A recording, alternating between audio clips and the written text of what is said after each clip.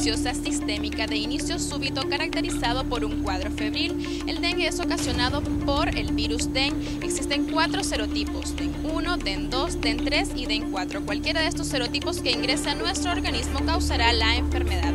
Esta enfermedad cursa de una manera asintomática hasta la gravedad. Es por ello que es necesario conocer la clasificación del dengue. El dengue se clasifica en dengue sin signos de alarma, dengue con signos de alarma y el shock por dengue. Dentro del dengue sin signos de alarma tenemos fiebre acompañada de náuseas, dolor de cabeza, dolor retroorbital, dolores musculares y erupciones cutáneas.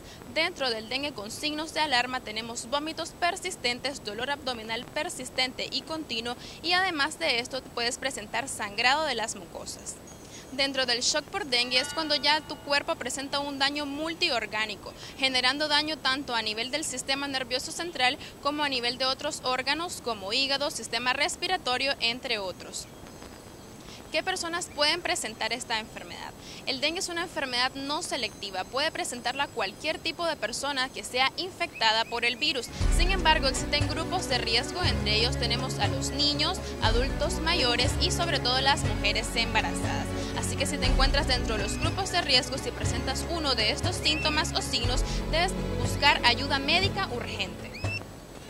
Conociendo todo el dengue, también es necesario conocer las medidas preventivas. Como sabemos, el dengue se adquiere a partir de la picadura del mosquito Aedes aegypti. Este mosquito es el principal vector o el principal transmisor del virus. Primeramente picó una persona infectada y luego picó una persona sana que logró infectarla.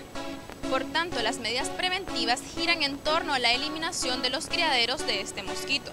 En tu hogar debes eliminar todo recipiente que pueda reciclar agua, llantas, botellas o cualquier recipiente. Además, recuerda siempre colocar trastes u otro recipiente boca para abajo. Así también debes cepillar las pilas por lo menos cada 3 días y sobre todo con cepillo. Además, puedes utilizar abate y sobre todo utilizar mosquitero. De esta manera llegamos al final de nuestro segmento. Recuerden siempre las medidas de prevención y buscar ayuda médica en caso de presentar cualquiera de los síntomas ya mencionados. Nos vemos la próxima semana. Fue un placer estar con ustedes y recuerden que la clave de una buena vida es una buena salud. Nos vemos.